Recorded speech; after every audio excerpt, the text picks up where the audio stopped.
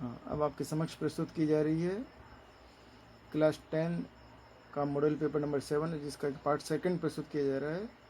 प्रश्न संख्या 20 से लेकर 30 तक। आपको मालूम है कि 20 से 26 तक के जो प्रश्न हैं उनमें आपको 100 शब्दों में आंसर लिखने हैं। 27, 28, 29 नंबर जो प्रश्न है वह 150 शब्दों का प्रश्न है, ठीक है ना। और लास्ट में आपको एक भारत का नक्शा भी परीक्षा पे आएगा, जिसमें कि विविध प्रकार के आयाम से संबंधित कुछ भी जानकारियाँ आपको फिलअप करनी है, ठीक है ना। उसमें आपको महानगर भी दिए जा सकते हैं, राजधानी भी हो सकती है, और भारत के प्रमुख शहर हो सकते हैं, भौगोलिक और वनस्पति जगत वगैरह इससे संबंधित जानकारी भी वहाँ पर पूछी जा सकती है, ठीक है। तो इस नक्शे को भरने के लिए प्लीज़ आप लोग सब उस एटलस का विशेष रूप से अध्ययन करें और एटलस की सहायता से इनको आप खोजने का प्रयास करें। एक रिक्वेस्ट है कि इस रिकॉर्डिंग को उन विद्यार्थियों तक ज़रूर पहुंचाने का प्रयास करें जो कि क्लास 10 का एग्ज़ाम देने जा रहे हैं। और पार्ट सेकंड की रिकॉर्डिंग प्रस्तुत की जा रही है हमेशा की तरह क्लास 10 के स्टूडेंट बंटी के साथ। मॉडल पेपर नंबर 7, कक्षा 10, सामाजिक विज्ञान, पार्ट 2। प्रश्न संख्या 20, चोल प्रशासन का संक्षिप्त वर्णन कीजिए। इसका उत्तर है पहला, चोल प्रशासन ग्राम पंचायत प्रणाली पर आधारित था। दूसरा, चोल साम्राज्य 6 प्रांतों में विभक्त था जिनको मंडलम कहा जाता था। तीसरा, मंडलम के उपविभाग कोट्टम, कोट्टम के उपविभाग नाडु, कुर्रम और ग्राम थे। चौथा, अभिलेखों में नाडु की सभा को नाट्यर और नगर की श्रेणियों को नगरतार कहा गया है। पांचवा, गांव के प्रतिनिधि प्रतिवर्ष नियमित निर्वाचित होते थे। छठा, प्रत्येक मंडल को स्वायत्तता प्राप्त थी, लेकिन राज्य को नियंत्रित करने के लिए कोई केंद्रीय विधानसभा नहीं थी। सातवां, भूमि की उपज का 1/6 भाग सरकार को लगान के रूप में मिलता था। आठवां, चोल राजाओं के पास एक विशाल स्थल सेना थी। नौवां, उन्होंने एक शक्तिशाली जल सेना का भी गठन किया था। प्रश्न संख्या 21, वीर तानाजी राव मालुसरे की कोंडान विजय का वर्णन कीजिए। इसका उत्तर है, वीर तानाजी राव मालुसरे शिवाजी के घनिष्ठ मित्र एवं निष्ठावान वीर मराठा सरदार थे। शिवाजी द्वारा सैनिकों को कोंडाना जिले जीतने की चुनौती देने पर अन्य सरदार व किलेदार साहस नहीं जुटा पाए, किंतु नानाजी ने कोंडाना किला जीतने की चुनौती स्वीकार की। तानाजी अपने भाई सूर्याजी व शोलार मामा के साथ 342 सैनिक लेकर रात्रि में कठिन चढ़ाई पार कर किले पर चढ़ गए और कल्याण दरवाजा खोलने के बाद मुगलों पर आक्रमण कर दिया। उदयमान राठौड़ के नेतृत्व में 5000 मुगल सैनिकों के साथ तानाजी का भयंकर युद्ध हुआ। तानाजी बहादुर शेर की तरह लड़े और युद्ध जीत गए, लेकिन वे गंभीर रूप से घायल हो गए और वीर गति को प्राप्त हो गए। तानाजी मालुसरे की स्मृति में कोंडाना के किले का नाम बदलकर सिंहगढ़ कर दिया गया। प्रश्न नंबर 22, डेनमार्क और प्रशा के बीच युद्ध के क्या कारण थे। इसका उत्तर है, डेनमार्क और प्रशा के बीच युद्ध के प्रमुख कारण निम्नलिखित थे। पहला, श्लेस्विग तथा हॉल्स्टाइन नामक 2 डचियों पर डेनमार्क का अधिकार तो था, परंतु यह डेनमार्क का अविभाज्य अंग नहीं था। दूसरा, 1852 ईस्वी में लंदन में हुए सम्मेलन में यूरोप के शासकों ने डेनमार्क का अधिकार इन डाचियों पर इस शर्त पर माना कि भविष्य में डेनमार्क इन डचियों को अपने साम्राज्य में नहीं मिलाएगा। तीसरा, 1863 ईस्वी में डेनमार्क के शासक फ्रेडरिक ने इन दोनों डचियों पर अधिकार कर लिया। इस पर प्रशा ने ऑस्ट्रिया को लालच देकर अपनी ओर मिला लिया और 1864 में दोनों ने मिलकर डेनमार्क को पराजित कर दिया। डेनमार्क को 14 अगस्त 1865 को गैस्टेन की संधि करनी पड़ी। प्रश्न नंबर 23, सामाजिक लोकतंत्र से क्या आशय है, इसकी स्थापना हेतु 2 आवश्यक बातें बताइए। इसका उत्तर है, सामाजिक लोकतंत्र का अर्थ है कि समाज में नस्ल, रंग, वर्ण, जाति, धर्म, भाषा, लिंग, जन्म आदि के आधार पर व्यक्तियों के बीच विभेद नहीं किया जाना चाहिए और सभी व्यक्तियों को व्यक्ति के रूप में समान समझा जाना चाहिए। सामाजिक लोकतंत्र की अवधारणा मुख्यतः सामाजिक समानता के अधिकार पर जोर देती है। सामाजिक लोकतंत्र की स्थापना के लिए निम्न 2 बातों आवश्यक है। पहला, धर्म, जाति, नस्ल, भाषा, लिंग, धन आदि के आधार पर समाज में मौजूद विशेषाधिकारियों की व्यवस्था का अंत किया जाए। दूसरा, सभी व्यक्तियों को सामाजिक प्रगति के समान अवसर प्रदान किए जाए। प्रश्न नंबर 24, वैश्वीकरण के दौर में स्वदेशी की अवधारणा किन कारणों से प्रासंगिक बन गई है? इसका उत्तर है वैश्वीकरण के दौर में स्वदेशी की अवधारणा अधिक प्रासंगिक हो गई है क्योंकि विकसित देशों की शोषणकारी नीतियों के कारण विकासशील देशों को कई प्रकार की हानि हुई है। भारत में कई उद्योग धंधे बंद हो गए तथा बेरोजगारी की समस्या बढ़ गई। अंतर्राष्ट्रीय नियमों एवं समझौते के कारण हम विदेशी कंपनियों पर नियंत्रण नहीं लगा सकते। अतः भारत में वैश्वीकरण से उत्पन्न समस्या को कम करने हेतु लोगों में स्वदेशी की भावना जागृत करने पर बल दिया। साथ ही वर्तमान में बढ़ती राष्ट्रवादी भावना ने स्वदेशी को अधिक अर्थपूर्ण बना दिया है। प्रश्न नंबर 24 का अथवा वैश्वीकरण से उत्पादों के बीच बड़ी प्रतिस्पर्धा से उपभोक्ता को लाभ हुआ है, इस कथन के पक्ष में कोई 4 तर्क दीजिए। इसका उत्तर अथवा का उत्तर वैश्वीकरण से उपभोक्ताओं को लाभ। पहला, इससे उपभोक्ता अच्छी गुणवत्ता की वस्तु कम कीमत पर खरीद सकते हैं। दूसरा, इससे लोगों के सामने वस्तुओं एवं सेवाओं के बेहतर विकल्पों में वृद्धि हुई है एवं उनके उपयोग में वृद्धि हुई है। तीसरा, वैश्वीकरण के फलस्वरूप लोगों के जीवन स्तर में वृद्धि हुई है। चौथा, उत्पादों के बीच बड़ी प्रतिस्पर्धा के कारण उत्पादक उपभोक्ताओं को बेहतर सेवा उपलब्ध करवा रही है। प्रश्न नंबर 25, संस्थागत तथा गैर संस्थागत वित्तीय स्रोतों में कोई 4 अंतर बताइए। इसका उत्तर है संस्थागत वित्तीय स्रोत तथा गैर संस्थागत वित्तीय स्रोत। संस्थागत वित्तीय स्रोत में पहला है संस्थागत वित्तीय स्रोत सरकार और भारतीय रिजर्व बैंक के पास पंजीकृत होते हैं। गैर संस्थागत वित्तीय स्रोत में पहला गैर संस्थागत वित्तीय स्रोत कहीं पर भी पंजीकृत नहीं होते। संस्थागत वित्तीय स्रोत में दूसरा, संस्थागत वित्तीय स्रोतों का नियमन, नियंत्रण तथा निर्देशन भारतीय रिजर्व बैंक तथा सरकार द्वारा किया जाता है। गैर संस्थागत वित्तीय स्रोत में दूसरा, गैर संस्थागत वित्तीय स्रोतों पर किसी का भी नियमन, नियंत्रण तथा निर्देशन नहीं रहता। संस्थागत वित्तीय स्रोत का तीसरा, यह संस्था लाभ के साथ साथ सामाजिक दायित्व का भी वहन करती है। गैर संस्थागत वित्तीय स्रोतों का तीसरा, गैर संस्थागत वित्तीय स्रोत केवल लाभ उद्देश्य के लिए कार्य करते हैं। संस्थागत वित्तीय स्रोत का चौथा, संस्थागत वित्तीय स्रोतों के निश्चित नियम, कानून में प्रक्रिया होती है। गैर संस्थागत वित्तीय स्रोत का चौथा, गैर संस्थागत वित्तीय स्रोतों के कोई निश्चित नियम, कानून एवं प्रक्रिया नहीं होती है। प्रश्न नंबर 26, भारत में उपभोक्ता को प्राप्त किन्हीं 4 अधिकारों का उल्लेख कीजिए। इसका उत्तर है पहला, परिसंकट में माल के विरुद्ध संरक्षण का अधिकार। इसमें है उपभोक्ता को उस माल के विपणन के विरुद्ध संरक्षण दिए जाने का अधिकार होता है जो माल या सेवा उनके जीवन व संपत्ति के लिए संकट पैदा करते हैं। दूसरा, सूचित किए जाने का अधिकार, जो वस्तु या माल उपभोक्ता क्रय करता है उसके गुण, मात्रा, शुद्धता, मानक एवं मूल्य के बारे में उपभोक्ता को उत्पादक विक्रेता से सूचना प्राप्त करने का अधिकार है। प्रश्न नंबर 3, पॉइंट नंबर 3, विभिन्न प्रकार की वस्तुएं या माल विभिन्न प्रतिस्पर्धी मूल्यों पर पाने का अधिकार। चौथा, उपभोक्ता शिक्षा पाने का अधिकार। राष्ट्रीय उपभोक्ता परिषद को यह दायित्व दिया गया है कि उपभोक्ता को संरक्षण अधिनियम के अंतर्गत उनके उपचारों के प्रति उचित शिक्षा उपलब्ध करवाए। प्रश्न नंबर 27, 19वीं शताब्दी में बंगाल तथा पूर्वी भारत में शुरू हुए 4 जनजातीय विद्रोह एवं आंदोलन का वर्णन कीजिए। इसका उत्तर है 19वीं सदी में बंगाल तथा पूर्वी भारत में शुरू हुए प्रमुख जनजातीय आंदोलन निम्नलिखित है। पहला, संथाल विद्रोह। संथाल विद्रोह वीरभूमि बांकुरा, सिंहभूमि, हजारीबाग, भागलपुर, मुंगेर आदि के प्रदेशों में फैला हुआ था।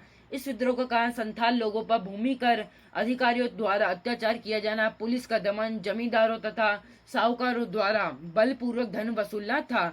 अंत में सरकार को स्वतंत्र पृथक संथाल प्रांत बनाना पड़ा। दूसरा, कोल विद्रोह। अंग्रेजी प्रशासनिक जटिलताओं, कठोर भूमिका व्यवस्था तथा स्थानीय शासकों के उपेक्षापूर्ण व्यवहार व शोषण के खिलाफ कोल जनजाति ने विद्रोह किया। ये विद्रोह तब अधिक बढ़ गया जब 1831 ईस्वी में उनकी भूमि अनेक मुखियों मुंडों के से छीनकर भारी लोगों को दे दी गई। तीसरा, भील विद्रोह। 1812 से 19 ईस्वी के बीच भीलों ने अंग्रेजों के विरुद्ध विद्रोह कर दिया। कृषि संबंधी समस्याओं से उनमें आक्रोश था। यद्यपि अंग्रेजी सेनाओं ने उन्हें कुचलने का प्रयास किया, परंतु 1831 ईस्वी और 1846 ईस्वी में उन्होंने पुनः विद्रोह किया। चौथा, रमोसी विद्रोह। रमोसी जनजाति अंग्रेजी प्रशासन पद्धति तथा अंग्रेजी प्रशासन से बहुत नाराज थे। 1822 ईस्वी में उनके सरदार चित्तर सिंह ने विद्रोह कर दिया तथा सतारा के आसपास के प्रदेश लूट लिए। 1825 से 26 ईस्वी में उन्होंने पुणे विद्रोह किया। अंत में भारी सैन्य बल से अंग्रेजों ने इन विद्रोह का दमन किया। प्रश्न नंबर 27 का अथवा 19वीं शताब्दी में भारत में प्रारंभ हुए किन्हीं 4 किसान आंदोलन का वर्णन कीजिए। अथवा का उत्तर 19वीं शताब्दी के प्रमुख किसान आंदोलन। पहला, बंगाल में नील उगाने वाले किसानों का विद्रोह। अप्रैल 1860 ईस्वी में बारासल यावना नदियों आदि के किसानों ने अलाभकारी नीतियों पर नील की खेती के विरोध में हड़ताल कर दी और नील बोने से इनकार कर दिया। यह हड़ताल समस्त बंगाल में फैल गई। दूसरा, पंजाब में किसान आंदोलन। पंजाब में किसान ऋणों के भार से पीड़ित थे तथा उनकी भूमि पर गैर किसान वर्ग के लोगों ने अधिकार कर लिया। इस भूमि हस्तांतरण को रोकने के लिए सरकार ने 1900 में पंजाब भूमि अन्याक्रमण अधिनियम पास किया। तीसरा, चंपारण किसान आंदोलन। उत्तर बिहार के चंपारण जिले में यूरोपीय नील के उत्पादक बिहारी किसानों पर अत्याचार करते थे। गांधी जी ने इसका विरोध किया। अंत में जून 1917 ईस्वी में एक जांच समिति बनाई गई जिसकी रिपोर्ट पर चंपारण कृषि अधिनियम पास किया गया। चौथा, खेड़ा किसान आंदोलन। यह आंदोलन बम्बई सरकार के विरुद्ध था। 1818 ईस्वी के बसंत ऋतु में फसलें नष्ट हो गई परंतु बम्बई की सरकार भूमि कर वसूल करती रही। गांधी जी ने किसानों को संगठित कर सत्याग्रह किया। अंत में सरकार को गांधी जी की बात स्वीकार करनी पड़ी। प्रश्न नंबर 28, लोकसभा क्या है, उसके संगठन को स्पष्ट कीजिए। इसका उत्तर है लोकसभा से आशय। लोकसभा भारतीय संसद का प्रथम या निम्न सदन है। इसे लोकप्रिय सदन भी कहते हैं। इसके सदस्य जनता द्वारा प्रत्यक्ष रूप से निर्वाचित होते हैं। लोकसभा का संगठन। पहला, सदस्य संख्या। लोकसभा की अधिकतम सदस्य संख्या 552 हो सकती है। इन सदस्यों में 530 सदस्य राज्यों से और अधिकतम 20 सदस्य संघीय क्षेत्रों से निर्वाचित किए जा सकते हैं तथा 2 सदस्य आंग्ल भारतीय वर्ग के प्रतिनिधि के रूप में राष्ट्रपति द्वारा मनोनीत किए जा सकते हैं। दूसरा, निर्वाचन। लोकसभा के सदस्यों का चुनाव जनता द्वारा प्रत्यक्ष रूप से और वयस्क मताधिकार के आधार पर होता है। तीसरा, सदस्यों के लिए योग्यता है। भारत का नागरिक हो। दूसरा, आयु 25 वर्ष या इससे अधिक हो। तीसरा, किसी सरकार के अंतर्गत कोई लाभ का पद धारण न किए हुए हो। चौथा, किसी न्यायालय द्वारा पागल न ठहराया गया हो। पांचवा, 1951 जन प्रतिनिधित्व कानून के अनुरूप योग्यताएं रखता हो। चौथा, कार्यकाल। लोकसभा का कार्यकाल 5 वर्ष है। प्रधानमंत्री के परामर्श पर राष्ट्रपति के द्वारा लोकसभा को समय से पूर्व भी भंग किया जा सकता है। पांचवा, अधिवेशन। लोकसभा के अधिवेशन राष्ट्रपति द्वारा बुलाए और स्थगित किए जाते हैं। इस संबंध में नियम केवल यह है कि लोकसभा की 2 बैठकों में 6 माह से अधिक का अंतर नहीं होना चाहिए। छठा, लोकसभा के पदाधिकारी। लोकसभा के 2 प्रमुख पदाधिकारी अध्यक्ष और उपाध्यक्ष होते हैं। प्रश्न नंबर 28 का अथवा राज्यसभा क्या है, इसके संगठन को समझाइए। अथवा का उत्तर राज्यसभा। राज्यसभा भारतीय संसद का द्वितीय या उच्च सदन है। इसे लोकसभा की तुलना में कम शक्तियां प्राप्त है, फिर भी इसका अपना महत्व है। राज्यसभा का संगठन। पहला, सदस्य संख्या और निर्वाचन पद्धति। राज्यसभा के सदस्यों की अधिक से अधिक संख्या 250 हो सकती है परंतु वर्तमान में समय में यह संख्या 245 है। राज्यसभा के 12 सदस्य राष्ट्रपति द्वारा मनोनीत किए जाते हैं। राज्यसभा के 233 सदस्य आनुपातिक प्रतिनिधित्व की एकल संक्रमणीय पद्धति के अनुसार संघ के विभिन्न राज्यों और संघीय क्षेत्रों के विधानसभा के सदस्य द्वारा चुने जाते हैं। दूसरा, सदस्यों की योग्यता है। पहला, भारत का नागरिक हो। दूसरा, 30 वर्ष की आयु पूरी कर ली हो। तीसरा, दिवालिया अथवा पागल ना हो तथा चौथा, संघ या राज्य सरकार के किसी लाभ के पद पर ना हो। तीसरा, सदस्यों का कार्यकाल। राज्यसभा एक स्थायी सदन है जो कभी भंग नहीं होता। इसके सदस्यों का कार्यकाल 6 वर्ष है तथा इसके 1/3 सदस्य प्रति 2 वर्ष बाद सेवानिवृत्त हो जाते हैं। चौथा, पदाधिकारी। राज्यसभा के 2 प्रमुख पदाधिकारी होते हैं, सभापति और उपसभापति। भारत का उपराष्ट्रपति राज्यसभा का पदेन सभापति होता है। उसका कार्यकाल 5 वर्ष होता है। प्रश्न नंबर 29, उच्च न्यायालय के संगठन को स्पष्ट कीजिए। उच्च न्यायालय का संगठन। संविधान के अनुच्छेद 214 के अनुसार प्रत्येक राज्य का एक उच्च न्यायालय होगा तथा 2 या अधिक राज्यों के लिए भी एक न्यायालय हो सकता है। न्यायाधीशों की संख्या। उच्च न्यायालय में न्यायाधीशों की संख्या अनुच्छेद 216 के तहत राष्ट्रपति निर्धारित करता है। न्यायाधीशों की नियुक्ति। राष्ट्रपति उच्च न्यायालय के मुख्य न्यायाधीश की नियुक्ति उच्चतम न्यायालय के मुख्य न्यायाधीश कॉलेजियम व राज्यपाल के परामर्श से करता है तथा अन्य न्यायाधीशों की नियुक्ति वह उच्चतम न्यायालय के मुख्य न्यायाधीश, उच्च न्यायालय के मुख्य न्यायाधीश और राज्यपाल के परामर्श से करता है। न्यायाधीशों की योग्यता है, पहला, वे भारत का नागरिक हो। दूसरा, वे भारत के राज्य क्षेत्र में कम से कम 10 वर्ष न्यायिक पद धारण कर चुका हो। तीसरा, वह उच्च न्यायालय में लगातार कम से कम 10 वर्ष तक अधिवक्ता रह चुका हो। कार्यकाल, न्यायाधीश 62 वर्ष की आयु तक पद धारण करेगा। वैसे पूर्व राष्ट्रपति को संबोधित कर अपना त्याग पत्र दे सकता है। यह संसद के दोनों सदनों के 2/3 बहुमत से पारित प्रस्ताव के बाद राष्ट्रपति के आदेश द्वारा पद से हटाया जा सकता है। वेतन, समय समय पर विधि द्वारा संसद उच्च न्यायालय के न्यायाधीशों का वेतन निर्धारित करती है। प्रश्न नंबर 29 का अथवा उच्च न्यायालय के क्षेत्राधिकार का वर्णन कीजिए। अथवा का उत्तर, उच्च न्यायालय का क्षेत्राधिकार, पहला, मूल अधिकार, उच्च न्यायालय द्वारा प्रथमतः निम्नलिखित वादों की सुनवाई की जाती है। पहला, संसद एवं राज्य विधानमंडल सदस्यों के निर्वाचन संबंधी विवाद। दूसरा, राजस्व एकत्रीकरण संबंधी विवाद। तीसरा, मौलिक अधिकार व वसीयत विवाद, विवाह विधि, कंपनी कानून तथा विवाह विच्छेद संबंधी मुकदमे। दूसरा, याचिका अधिकारिता, उच्च न्यायालय मौलिक अधिकारों के साथ साथ अन्य अधिकारों के लिए बंदी, प्रत्यक्षीकरण, परमादेश, प्रतिषेध, उत्प्रेषण तथा अधिकार प्रत्यय याचिका जारी कर सकता है। तीसरा, अपील्य क्षेत्राधिकार, अन्य उच्च न्यायालय के अपील्य क्षेत्राधिकार निम्नलिखित है। पहला, सिविल अपील्य क्षेत्राधिकार। दूसरा, आपराधिक अपील्य क्षेत्राधिकार। तीसरा है संवैधानिक अपील्य क्षेत्राधिकार। चौथा, अभिलेख न्यायालय, प्रत्येक उच्च न्यायालय को अवमानना के लिए दंड देने की शक्ति प्राप्त है तथा इसके निर्णयों को अधीनस्थ न्यायालय कानून के रूप में मान्यता देंगे। पांचवा, न्यायिक पुनर्वालोकन, उच्च न्यायालय राज्य विधायिका व कार्यपालिका के कार्यों को वैध या अवैध घोषित कर सकता है। छठा, प्रशासन संबंधी अधिकार, उच्च न्यायालय अपने अधीनस्थ न्यायालय के पत्रों, निर्णयों को मंगवाकर उनकी जांच पड़ताल कर सकता है। वह किसी भी अभियोग को एक न्यायालय से हटाकर दूसरे न्यायालय में विचार तथा निर्णय के लिए भेज सकता है। प्रश्न नंबर 30, दिए गए भारत के रेखा मानचित्र में निम्नलिखित को अंकित कीजिए। पहला, माही बजाज सागर बांध। दूसरा, गंगानगर। तीसरा, उदयपुर। चौथा, भद्रावती। और पांचवा है बिहार।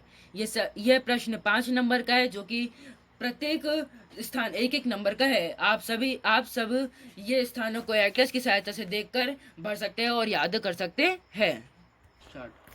तो इस प्रकार से आपके समक्ष पार्ट 7 की रिकॉर्डिंग प्रस्तुत की गई है, पार्ट 2 की, मॉडल पेपर नंबर 7 की। ठीक है ना। तो सामाजिक विज्ञान के अब तक आपके पास 7 मॉडल पेपर प्रेषित किए जा चुके हैं और बहुत जल्द आपके समक्ष 3 प्रश्न पत्र और भी रिकॉर्ड करके प्रेषित किए जाएंगे।